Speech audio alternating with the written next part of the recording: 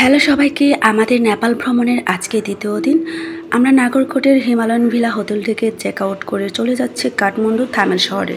সেই সাথে যেতে যেতে নেপালের 3টা দর্শনীয় স্থান আজকে আমরা দেখব। সেটা হচ্ছে ফার্স্টে ঝুলন্ত ব্রিজ, দেন হচ্ছে কাঠমান্ডু দরবার স্কোয়ার আর স্বয়ম্ভূনাথ মন্দির। অলরেডি আমরা চলে এসেছি সুন্দর সুন্দর ভিউ দেখতে দেখতে। প্রথমে আমরা যেটা দেখব তা হলো ঝুলন্ত ব্রিজ। আর এই ঝুলন্ত সেতু দেখার জন্য কিছু দূর হেঁটে যেতে হয়, আর আমরা যাচ্ছিলাম হেঁটে হেঁটে। যেতে যেতে না আমরা হারিয়েও গিয়েছিলাম। এক সাইডে ঝুলন্ত সেতু ছিল আর এক সাইডে আর একটা রাস্তা ছিল। আমরা এই রাস্তা দিয়ে যাচ্ছিলাম। দেন আমাদেরকে ডিরেকশন দেওয়ার পর আমরা আবার এই তো চলে আসলাম ঝুলন্ত সেতুতে। এটা এত দূর চোখে পর্যন্ত দেখা যায় না। ওই যে দেখা যাচ্ছে ছোট, মানে অনেক একটা লম্বা একটা হ্যাঙ্গিং ব্রিজ। আর এই ঝুলন্ত সেতু দিয়ে হাঁটতে আমার অনেক ভয় করছিল। অল্প একটু হেঁটে আবার আমি চলে যাচ্ছিলাম, এতটাই ভয় লাগছিল।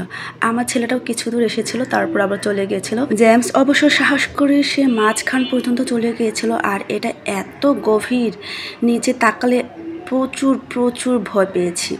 আমিও তারপর হচ্ছে মাঝখান পর্যন্ত চলে গিয়েছিলাম, লাস্ট পর্যন্ত না গেলেও, যেহেতু এটা অনেক দূর, অনেক লম্বা এই হ্যাঙ্গিং ব্রিজটা, তাই মাঝখান পর্যন্ত গিয়ে তারপরে চলে এসেছিলাম। ঝুলন্ত ব্রিজ দিয়ে হেঁটে গেলে নিচের দিকে তাকালে মাথা ঘুরে যাওয়ার মতো অবস্থা। তাছাড়া এই ঝুলন্ত ব্রিজে একসাথে অনেকজন যদি হেঁটে যায় তাহলে কিন্তু এটা দুলতে থাকে, তখন কিন্তু খুবই ভয় লাগে বেশি। ঝুলন্ত সেতুতে আমি যখন মাঝ পর্যন্ত গিয়েছিলাম আর আমার নিজের ভয়কে জয় করেছি, আমার এইরকমই মনে হয়েছিল।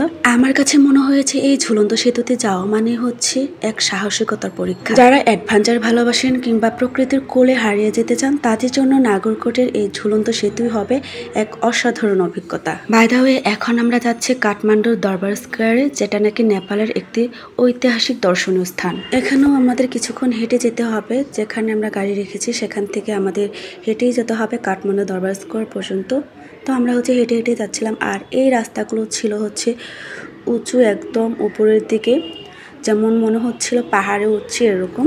তাছাড়া নেপাল মানেই হচ্ছে পাহাড়, আর রাস্তাগুলো এরকম যে উঁচু নিচু।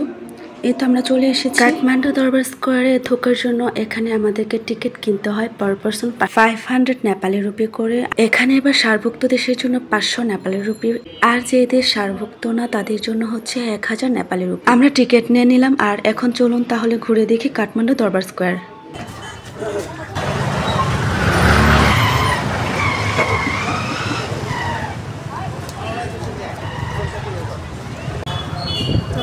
কাঠমান্ডু দরবার স্কোয়ারে ঢুকেই দেখা যাবে 1000 বছরের ঐতিহ্য, সেই সাথে লেগে আছে 1000 বছরের ঐতিহ্যের সাথে 1000 বছরের ইতিহাস।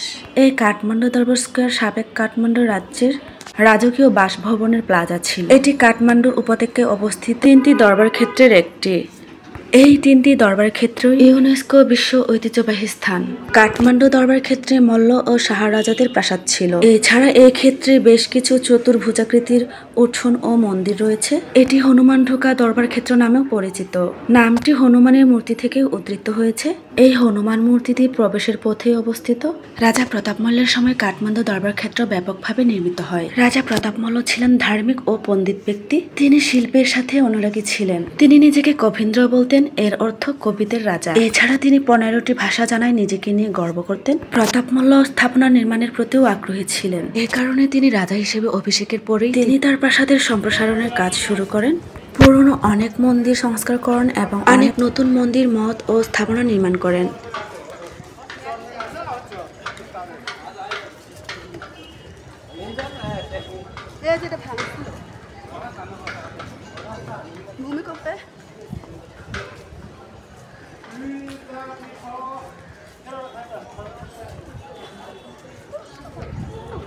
কি সুন্দর নিখুঁত, দেখছো?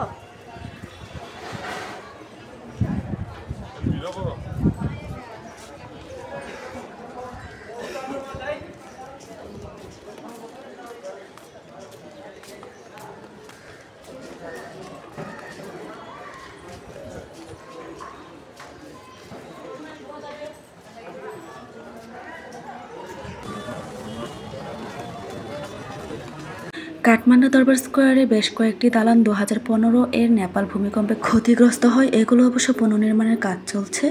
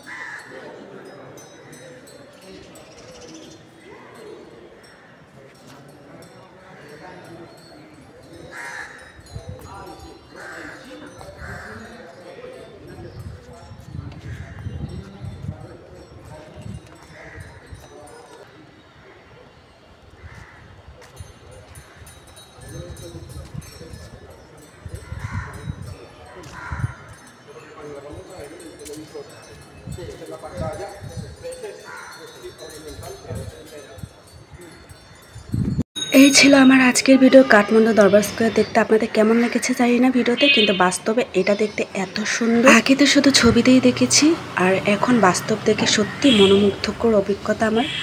বাই দ্য ওয়ে, নেপালের পরবর্তী ভিডিও নিয়ে আমি শীঘ্রই আবার চলে আসবো। সে পর্যন্ত আপনারা যেখানে থাকবেন ভালো থাকবেন। টাটা।